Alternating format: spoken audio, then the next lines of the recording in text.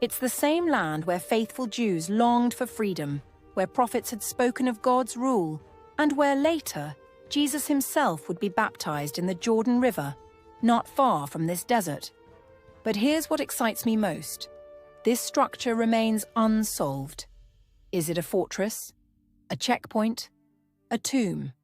Archaeology leaves us in suspense, and suspense is where faith and history often intersect. Paul once wrote, "Now we see through a glass, darkly," 1 Corinthians 13:12. We don't yet see the full picture, but each new discovery brings clarity.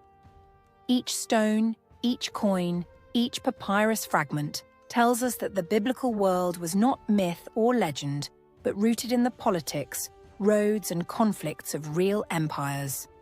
So, why does this matter for us today? Because archaeology continues to affirm that the Bible speaks within a real world of kings, taxes, deserts, and monuments. It reminds us that God's people were not living in an abstract storybook, but in a land where empires rose and fell.